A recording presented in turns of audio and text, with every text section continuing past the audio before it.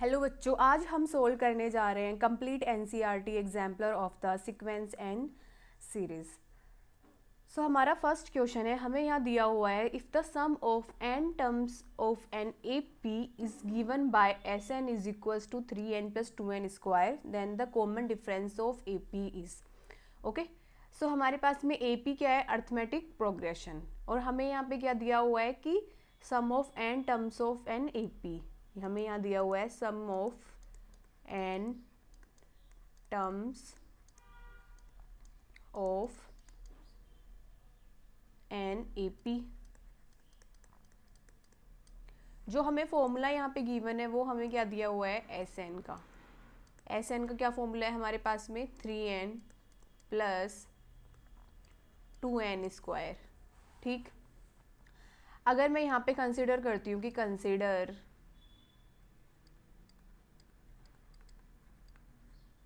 A1 A2 A3 so on AN तक are n terms of AP, तो बच्चों क्या हम ये लिख सकते हैं कि Sn is equals to A1 + A2 + A3 + AN। Okay, जहाँ पे अगर हमारे पास में अगर A1 A2 AT तक है तो if A is our first term, if A is first term और D हमारे पास में क्या है, कॉमन डिफरेंस।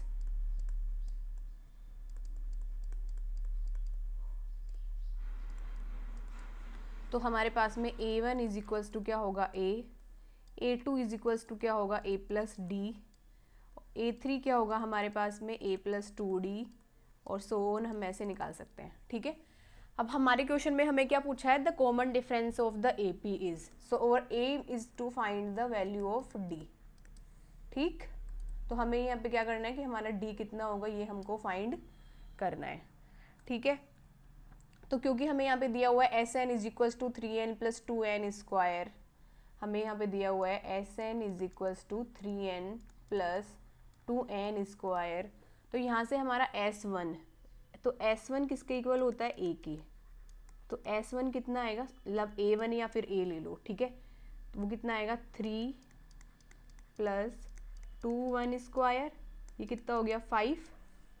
ठीक, अब हमारा S2 क्या होगा, S2 किसके इक्वल होता है, A1 + A2 की, तो A1 + A2 ये कितना होगा, 3 × 2 + 2 × 2 का स्क्वायर, ये कितना हो गया, 14।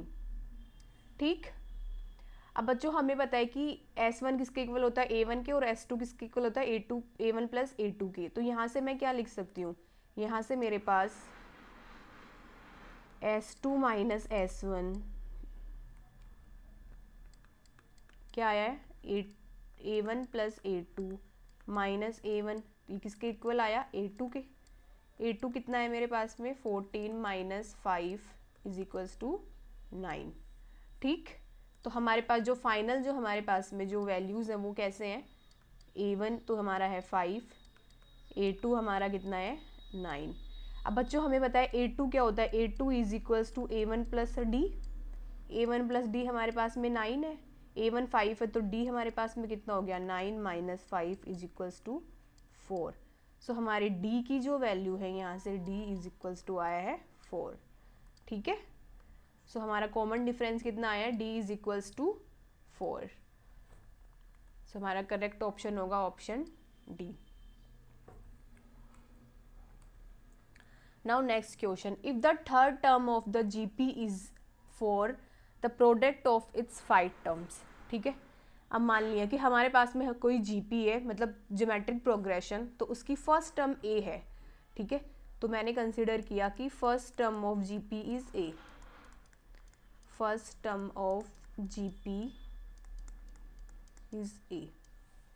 ठीक, अब मैं यहाँ पे कंसिडर करती हूँ कि जो इसके पास में जो कॉमन रेशियो है, ठीक, कॉमन रेशियो हमारे पास में कितना होता है, R, तो मैं यहाँ पे लिख दूंगी कि कॉमन रेशियो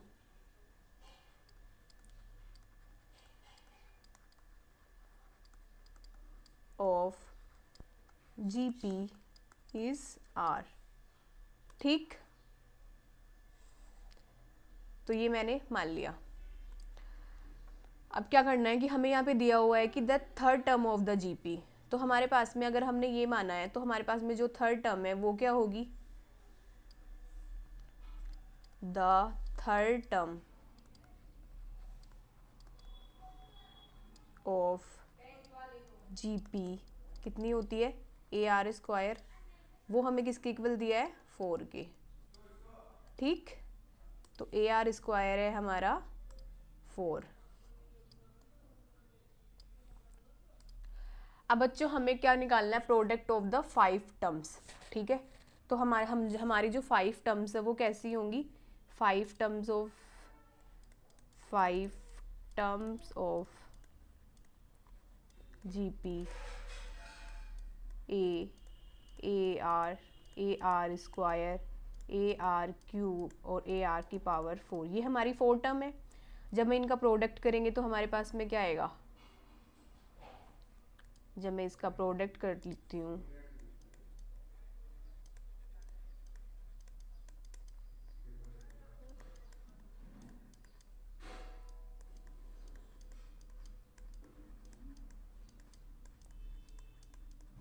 तो ये किसके इक्वल आएगा, A⁵ एंड R⁵10।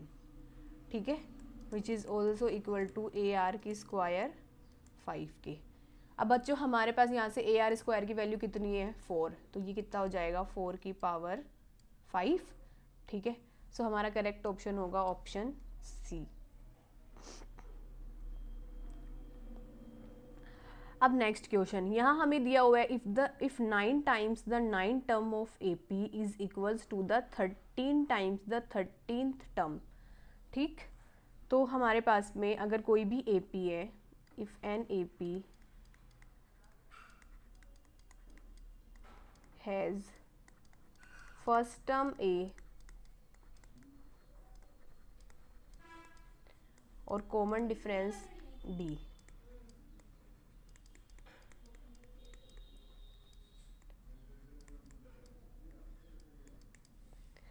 इस केस में मेरे पास जो हमारा जो ये स्टेटमेंट जो गिवन है उससे मेरे पास में क्या आएगा, the ninth term of AP में को क्या लिख सकती हूँ, A+8D। ठीक है, किसके इक्वल है, 13 टाइम ऑफ 13th टर्म क्या होगी, A+12D के। ठीक, और हमें यहाँ पे क्या निकालना है कि the 22 term of an AP, तो ये कितनी होगी हमारे पास में, A+21D, ये हमको निकालनी है। ठीक,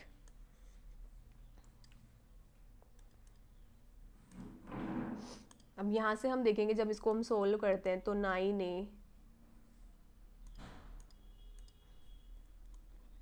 plus 72D is equals to 13A plus ये कितना होगा, 156। तो यहाँ से जब मैं इसको सोल्व करती हूँ तो मैं इसको लिखूँगी 4A plus 84D is equals to 0। तो मतलब 2A plus 42D is equals to 0, मतलब A+21D इज इक्वल्स टू 0। और यहाँ से हमारे पास में यही तो पूछा है।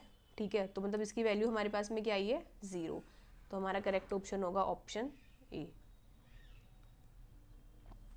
नाउ नेक्स्ट क्वेश्चन, हमें यहाँ पे दिया हुआ है if x 2y 3z are in AP where the distinct number, बच्चों यहाँ पे दिया हुआ distinct number x y z are in GP then the common ratio of GP is. तो हमको यहाँ पे फर्स्ट क्या दिया हुआ है, if x 2y and 3z are in AP, तो हम यहाँ से क्या लिखेंगे, अगर हम इफ x 2y और 3z आर इन AP, ठीक, तो यहाँ से मेरे पास में जो रिलेशन आएगा वो क्या है, 2 × 2y is equals to x + 3z। या 4y is equals to x plus 3z। ठीक है, अब हमको दिया हुआ है where the distinct number x y z are in GP। हमको यहाँ पे क्या दिया हुआ है कि x y z are in GP,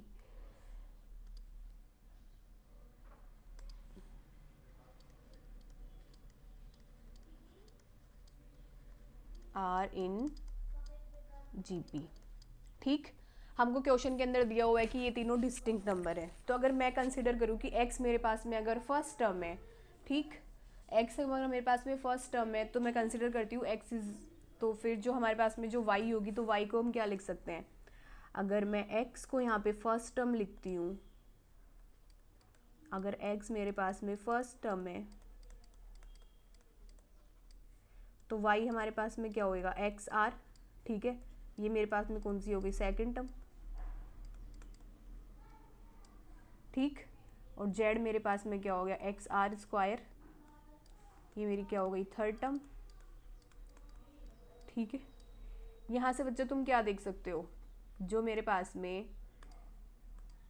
x XR और XR स्क्वायर, ठीक है, तो ये GP फॉर्म कर रहे हैं। ठीक है, R इन GP। ठीक, अब हम यहाँ से क्या देखेंगे कि अब मैं यहाँ पे y, ये जो x y z की जो हमने वैल्यू कंसिडर करी है, तो ये मैं इसको, हमारा जो रिलेशन आया है ये, ठीक है, इसमें जब मैं इसको पुट करती हूँ तो मेरे पास क्या आएगा, हमारे पास ऑलरेडी क्या है 4y is equals to x plus 3z। ठीक, x मेरे पास में क्या था, y मेरे पास में क्या था XR, x plus 3 XR square, यहाँ पे तीनों में x कॉमन आ जाएगा तो मतलब 4r is equals to 1 plus 3r square. So 3r square minus plus sorry minus 4r plus 1 is equals to 0, तो मतलब 3r square minus 3r minus r plus 1 is equals to 0। तो यहाँ पर मैं इसको सोल्व करती हूँ तो r की वैल्यू मेरे पास तो आएगी 1/3, एक मेरे पास आएगी 1। ठीक है, अब बच्चों हम यहाँ देखेंगे हमारे पास r की क्योंकि दो वैल्यूज़ है। ठीक, तो अगर मैं लेती हूँ r इज इक्वल्स टू 1, इस केस में मेरे पास क्या आएगा, जो x तो हमने क्या ले लिया था, मतलब जो फर्स्ट टर्म थी वो तो हमारे पास थी कि GP की x इन GP फर्स्ट टर्म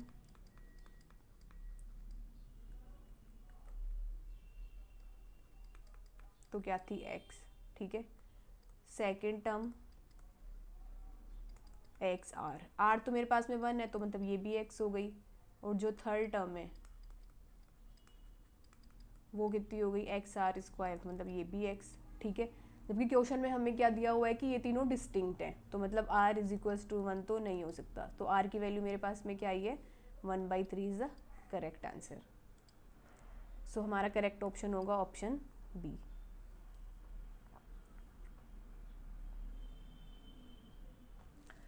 अब इस क्वेश्चन में हमें देखना है कि if Sn denote the sum of the first n terms of an AP, okay, and if S2n is equals to 3Sn, तो the first sum of the first n terms कितना होता है, the sum of first n terms,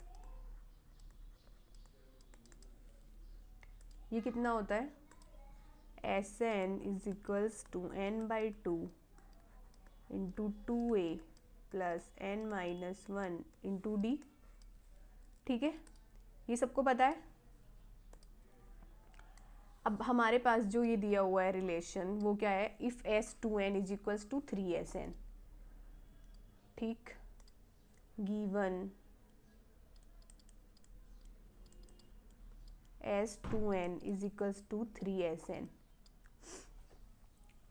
so formula का use करके हम यहाँ पे क्या लिख सकते हैं, S2n क्या होगा 2n/2 into 2a plus 2n-1 into D, ये किसके इक्वल है 3 into n/2 into 2a plus n-1 into D.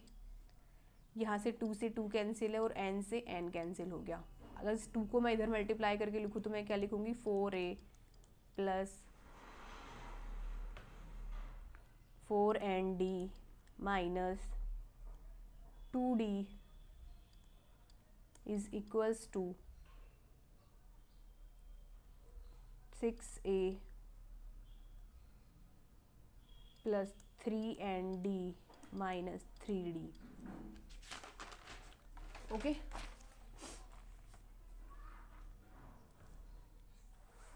सो मेरे पास यहाँ से जो रिलेशन है वो क्या है 2a is equals to n+1 into D. जब मैं इसको सोल्व करती हूँ तो मेरे पास यहाँ पे क्या आता है 2a is equals to n+1 into D. ठीक, जिसका हम आगे यूज़ करने वाले हैं। अब हमको क्या पूछा है, हमें पूछा है कि रेशियो ऑफ S3n और Sn। ठीक, तो उसके लिए हम क्या करेंगे, उसके लिए मैं यहाँ पे लिखूँगी S3n अपॉन Sn। तो ये मेरे पास में कितना होगा 3n/2 into 2a plus 3n-1 into D upon n/2 into 2a plus n-1 into D. और पीछे हमने क्या निकाला 2a is equals to n+1 into D.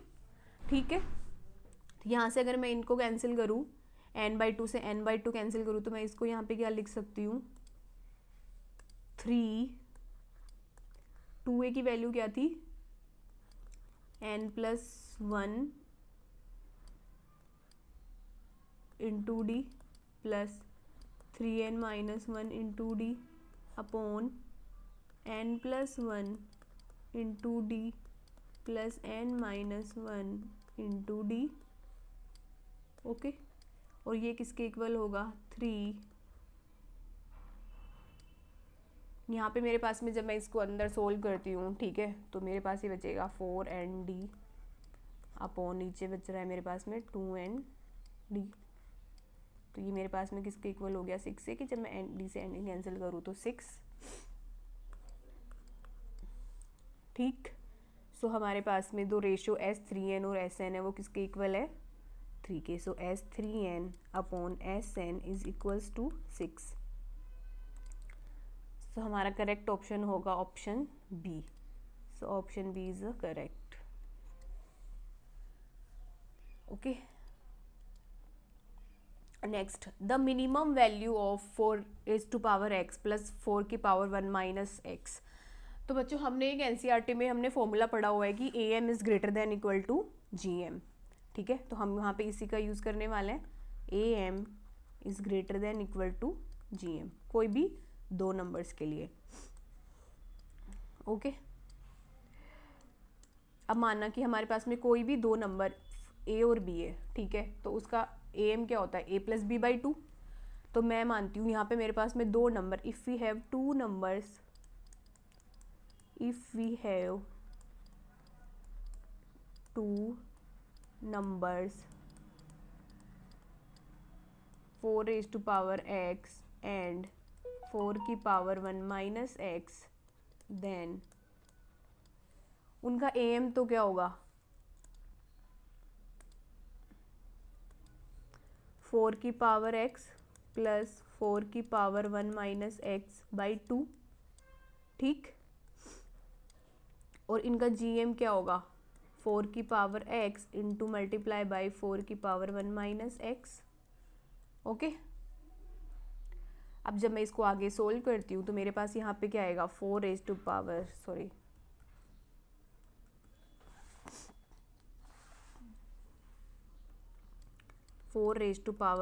Plus 4⁻1 minus x is equals to 2 into square root of, मैं इसको आगे solve करती हूँ तो 4 की पावर x है और 4 की पावर 1 माइनस एक्स है। तो जब इन दोनों को हम ऐड करेंगे तो x plus 1/x 1 minus x कितना बनेगा 1। तो यहाँ से मेरे पास अंदर क्या आ जाएगा सिर्फ 1। ठीक है, और स्क्वायर रूट ऑफ 4 कितना होता है 2, तो ये किसके इक्वल हो गया 4 के। ठीक है, यहाँ पे मेरे पास में ग्रेटर देन इक्वल टू का साइन था। सो मेरे पास बेसिकली क्या है कि जो 4 रेज टू पावर x है plus 4 raise to power 1 minus x है वो ग्रेटर देन होता है इसके 4 के। सो हमारा करेक्ट ऑप्शन क्या हो गया, option B.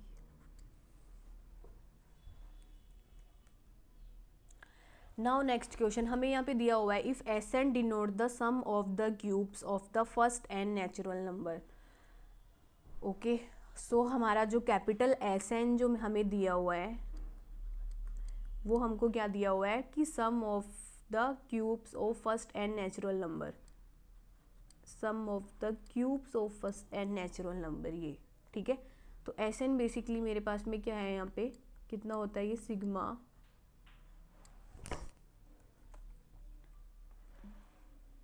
n into N plus 1/2 का स्क्वायर। ठीक, जो मेरे पास में स्मॉल एस एन दिया हुआ है, जो स्मॉल एस एन मेरे पास में दिया हुआ है वो क्या है sum of the first n natural number, तो ये मेरे पास में n है। ठीक है, तो ये कितना होगा n इंटू एन प्लस 1/2। ठीक, अब हमें यहाँ पे क्या पूछा है, हमें यहाँ पे पूछा है कि इनके जो रेशो का जो समीशन है जो कि n टर्म्स तक है तो वो कितना होगा। ठीक, तो हम क्या लिखेंगे यहाँ पे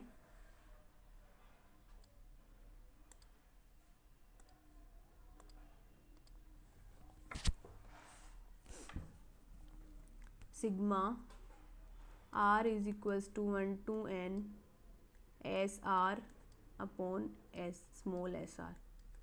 तो यहाँ पे एस एन की टर्म्स में था, तो अगर मैं इसको आर की टर्म्स में मैं लिखूँ तो मैं इसको क्या लिख सकती हूँ यहाँ पे आर इंटू आर प्लस 1/2 का whole square upon R into are plus 1/2। ठीक है, तो बेसिकली मेरे पास यहाँ पे क्या बचेगा sigma R is equals to 1 to n S R upon small S R is equals to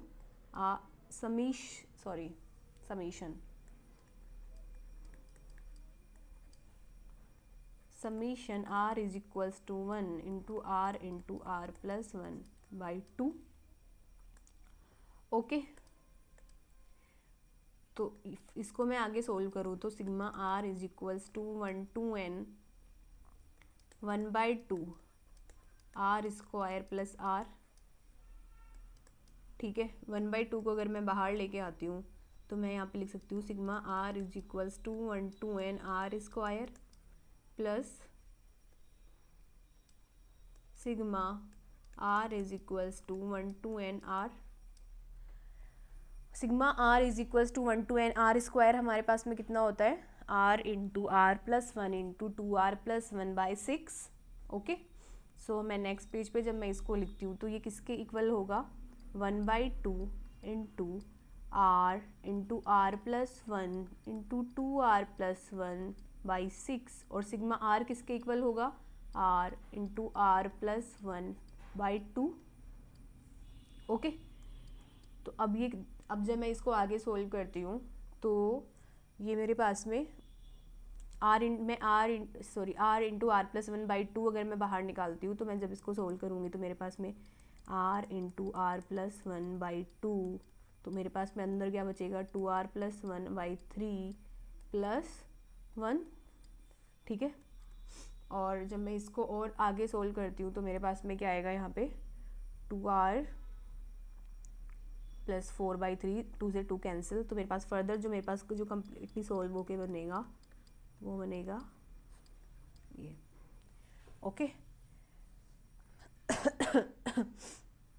sorry it is about the N terms. जब हम इसमें एन लगाएंगे तो मेरे पास में जो फाइनल जो फॉर्मूला है तो मैं लिख सकती हूँ sigma r is equals to 1 to n, क्योंकि जब मैं यहाँ पे फॉर्मूला इसको ओपन करती हूँ तो मैं इसको n टर्म्स में ओपन करूँगी।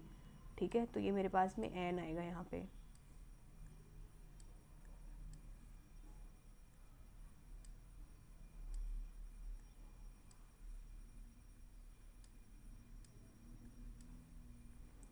Capital S R upon small S R is equals to n into n plus 1 into n plus 2 upon 6. Okay,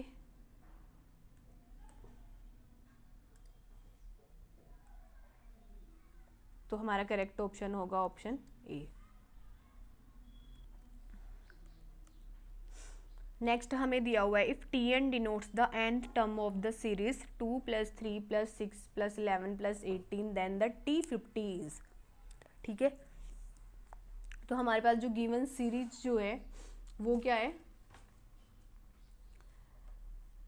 हमारे पास basically sum of the series दिया हुआ है क्योंकि हम यहाँ पे एडिशन देख सकते हैं. ठीक है, तो मैं यहाँ पे लिखती हूँ कि if s is equals to 2 + 3 + 6 + 11 + 18 plus so on. ठीक है, मतलब आगे मैं n टर्म से लिखूँ तो मतलब टी एन टर्म भी आएगी कोई, मतलब जो n टर्म है उसको मैं टी एन से डिनोट करूँगी. और हमें यहाँ पे दिख रहा है कि 2 + 3 + 6, तो ये जो सीरीज़ है तो इसकी first term 2, second term 3, third term 6, तो ये ना तो एपी में है ना ये क्या है जीपी में. तो अब जब हम इनका डिफरेंस निकालेंगे तो ये मेरे पास में किसके इक्वल है, 2 - 3 1, सॉरी 3 - 2 1 मतलब 6 - 3 2, 11 - 6 ये किसके इक्वल होगा, 11 - 6 - 3 की 3 है ना, 5, 18 अपॉन 16 ये किसके इक्वल होगा, 7 के. तो मतलब इनका जो डिफरेंस है, ये जो गिवन सीरीज जो दी हुई है तो इनका जो डिफरेंस होगा तो वो हमारे पास में क्या है, एपी में है. ठीक है, तो मैं इसको क्या लिखूँगी यहाँ पे, अगर एस मेरे पास में if S is equals to 2 + 3 + 6 + 11 + 18 plus T N. ठीक है, अब अगर मैं फिर से मैं यहाँ पे s लिखूँ तो मैं इसको यहाँ से लिखूँगी 2 + 3 + 6 + 11 plus T n - 1 plus T N तक. ओके, अब जब मैं इन दोनों को सब्ट्रैक्ट करती हूँ तो जब मैं सब्ट्रैक्ट करूँगी इन दोनों को तो मेरे पास यहाँ पे क्या बचेगा, 0 इज इक्वल्स टू 2 + 1 + 3 + 5 + 7 प्लस ये क्या है, टी एन - 1. ठीक है, तो मतलब ये n - 1 टर्म ही तो है. ठीक, और प्लस में सब्ट्रैक्ट करूँगी यहाँ पे तो फिर माइनस का टी एन. ओके, तो ये जो है ये मेरे पास में क्या है, एपी है, वो भी n - n टर्म की. ठीक, क्योंकि हमारे पास में जो सीरीज एपी की जो n - 1 टर्म ही होती है उसी को हम यहाँ पे ये लिखेंगे ना, टी एन - 1. ठीक तो यहाँ से मेरे पास में जब मैं इस टी एन को लेफ्ट हैंड साइड में जब मैं लेके आती हूँ तो मैं यहाँ पे क्या लिख सकती हूँ कि T N is equals to 2 plus ये मेरे पास में क्या है, एपी में. ठीक, तो यहाँ से एपी का n - 1 टर्म का सम कितना होगा,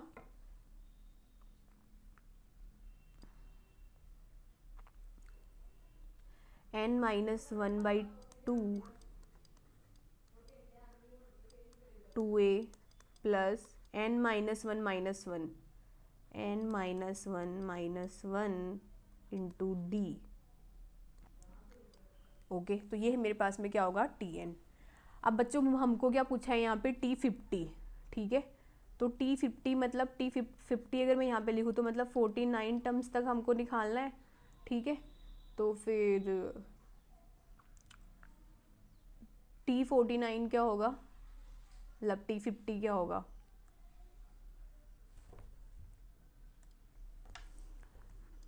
T50 is equals to 2 + 49/2 into 2a, जो कि मेरे पास में 2 है, इसकी फर्स्ट टर्म तो 1 है, प्लस 49 - 1 इंटू डिफरेंस कितना है, 2.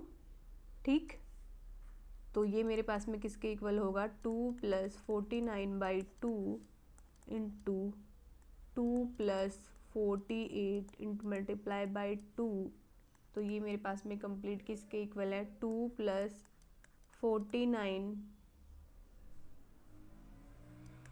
बाई 2 इंटू, इसके अंदर से मैं 2 अगर मैं कॉमन लेती हूँ तो इसको 2 इंटू 49 लिख सकती हूँ, ठीक है। इनसाइड यहाँ से 2 से 2 कैंसिल, तो मतलब 2 प्लस 49 मल्टीप्लाई बाय 49, तो यहाँ पे हमारे पास में जो करेक्ट ऑप्शन है वो क्या है, ऑप्शन डी, विच इज़ 49 का स्क्वायर प्लस 2।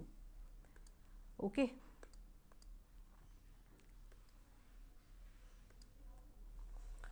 अब नेक्स्ट जो क्वेश्चन हमें दिया हुआ है कि द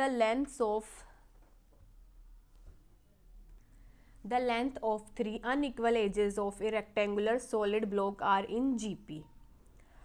तो अगर मैं हमारे पास में मतलब एक रेक्टेंगुलर बनाती हूँ, ठीक है, तो अगर मैं एक रेक्टेंगुलर बनाऊँ यहाँ पे,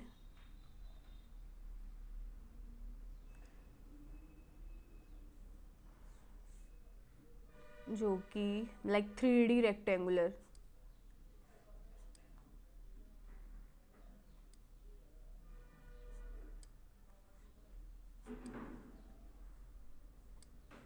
जिसकी एजेस हमारे पास में अनइक्वल हैं, ठीक है।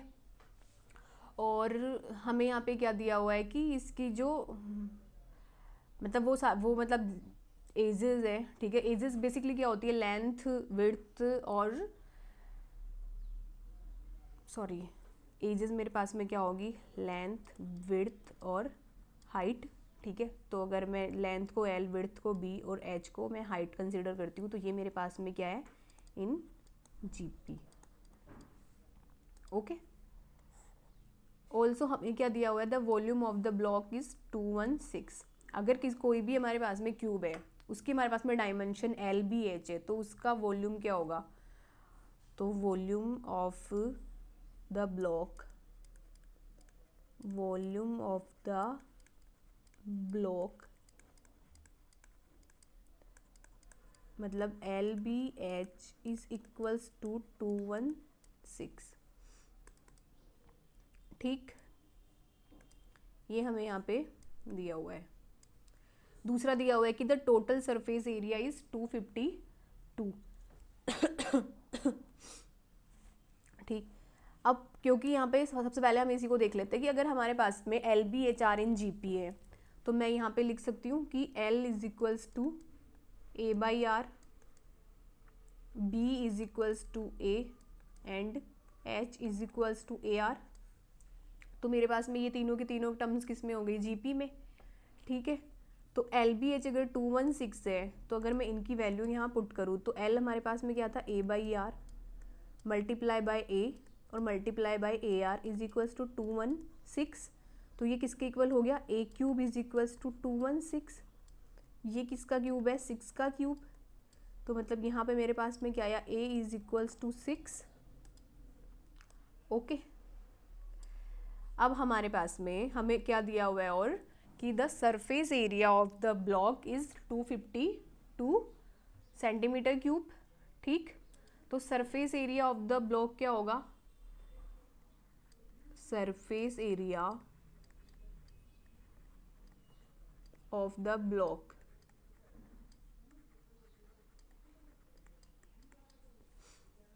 Two into LB plus BH plus HL, ठीक है। ये मेरे पास में किसके इक्वल है, 252 के। तो मैं यहाँ पे क्या लिखूँगी, जब मैं हमने जो कंसिडर किया है, क्योंकि ये GP में है, तो मैं इसको लिख सकती हूँ यहाँ पे 2 into A/R into A plus A into AR plus AR into A/R is equals to 252। तो यहाँ से मैं A स्क्वायर में कॉमन लूँ, 2A square 1/R plus R plus 1, ये किसके इक्वल हो गया, 252 के। और हमने वहाँ पे क्या देखा था, A इज इक्वल्स टू 6, तो यहाँ से मेरे पास में A is equals to 6 plus 1/R plus R plus 1 is equals to 252। यहाँ से मेरे पास क्या आएगा 1/r+r+1 is equals to 252/2 into 36। तो अब मेरे पास भी यहाँ से क्या बचेगा, इट्स इक्वल्स टू 7/2। ठीक, सो 1/r+r+1 इज इक्वल्स टू 7/2। तो मैं यहाँ से 1+r² + r is equals to 7r। तो यहाँ से जब मैं इसको लिखती हूँ तो 2r² - 5r+2 is equals to 0। ये हमारे पास में क्वाड्रेटिक है, तो यहाँ से हमारे पास में r की वैल्यूज जो आएंगी वो है r इज इक्वल्स टू 1/2 और 2। ठीक, तो case 1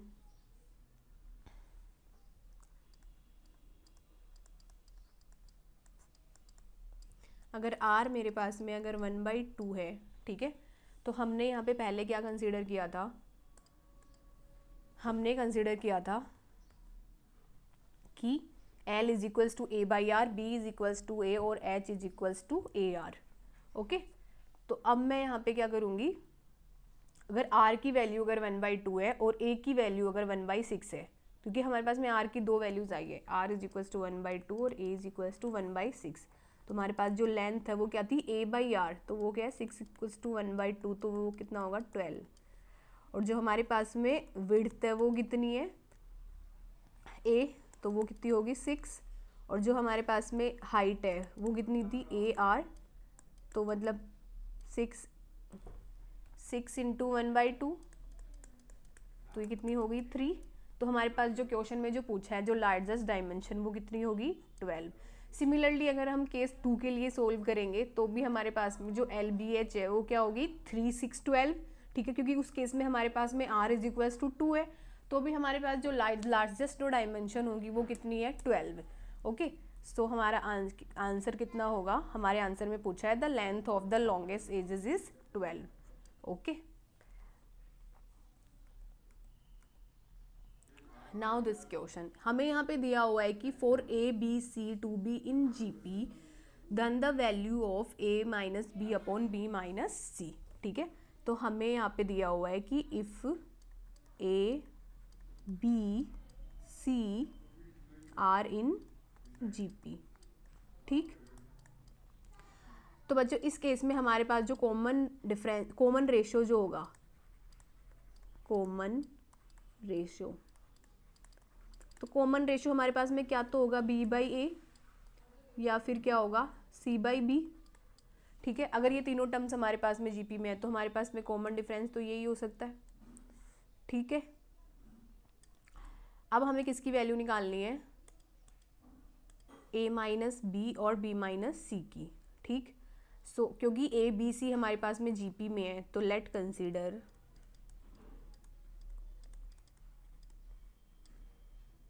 A is equals to A, B is equals to AR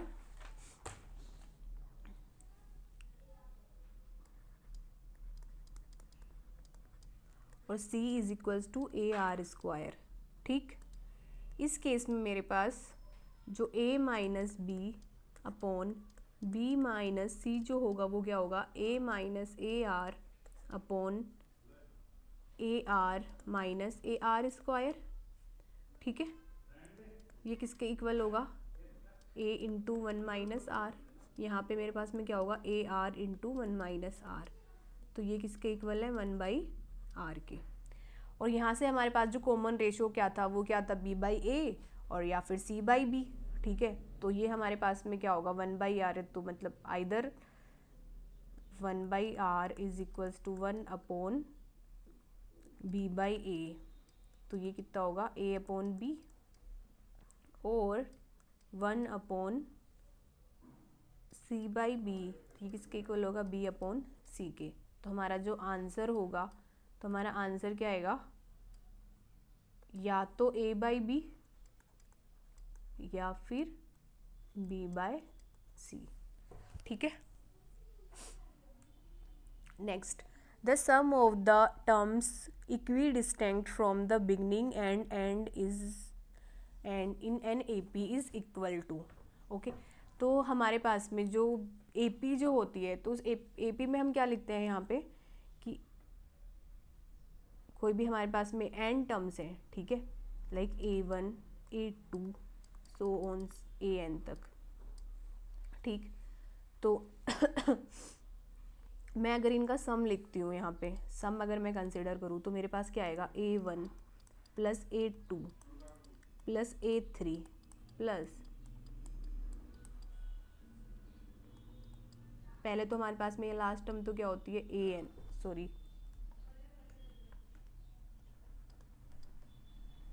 ठीक, ये इधर होगी AN माइनस 1 प्लस ये इतनी होती है AN माइनस 2, ठीक।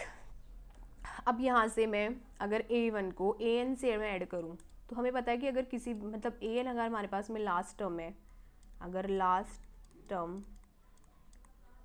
AN है, ठीक है, तो मैं यहाँ से क्या लिख सकती हूँ कि AN is equals to A plus N minus 1 into D, ठीक। AN माइनस 1 कितना होगा, A plus N minus one into D, इसको मैं क्या लिखूँगी, A plus N minus 2 into D। जो AN माइनस 2 होगा वो कितना होगा, A plus N minus 2 minus 1 into D, which is A plus N minus 3 into D, okay.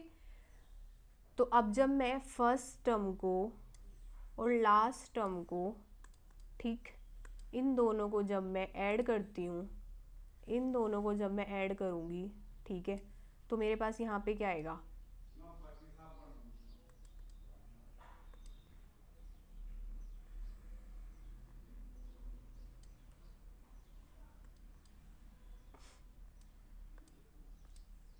A1 plus AN, ठीक।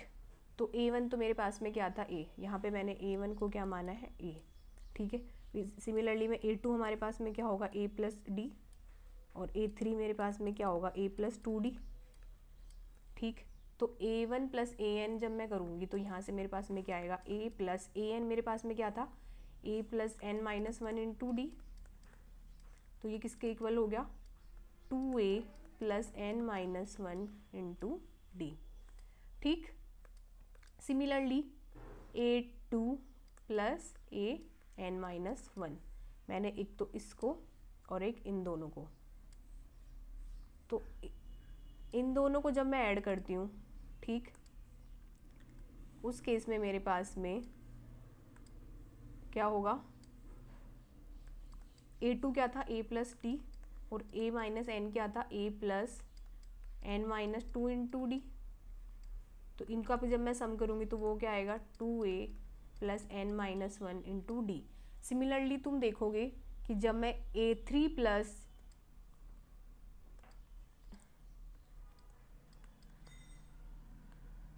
AN माइनस 2 को भी जब मैं ऐड करूँगी तो वो भी किसके इक्वल होगा, 2A plus N minus 1 into D की।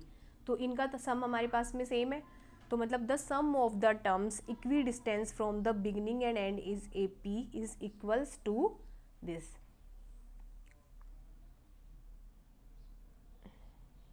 First term plus last term के, तो किसके इक्वल होगा ये, first term plus last term, which is 2A plus N minus 1 into D, ठीक। Now next question, the third term of the GP is 4, then the product of the first 5 term is। तो हमने यहाँ पे ये question पहले भी किया हुआ है कि the third term of the GP क्या होगा, AR स्क्वायर। तो हमें यहाँ पे क्या दिया हुआ है, AR square is equals to 4, ये हमें यहाँ पे ऑलरेडी गिवन है। और हमें क्या निकालना है कि the product of the first 5 terms, ठीक है। तो product of 5 terms, so product of 5 terms, तो ये मेरे पास में कितनी है, A into AR into AR square into AR cube into AR की पावर 4 विच इज़ A की पावर 5 एंड R की पावर 10। तो इसको मैं लिख सकती हूँ ए आर स्क्वायर की पावर 5। तो ए आर स्क्वायर 4 तो ये कितना हो गया 4 की पावर 5। ये क्वेश्चन हमने सेम क्वेश्चन हमने पहले भी किया हुआ है, ठीक है। तो ये कितना हो गया 4 की पावर 5। सो बच्चों आज के लिए बस इतना ही। अगर आपको इस पूरे वीडियो में किसी भी क्वेश्चन से रिलेटेड कोई भी अगर डाउट है तो आप हमारे टेलीग्राम ग्रुप में जो नीचे जो लिंक मेंशन की हुई है उसमें भेज सकते हो या फिर कमेंट सेक्शन में मेंशन कर सकते हो। Thank you.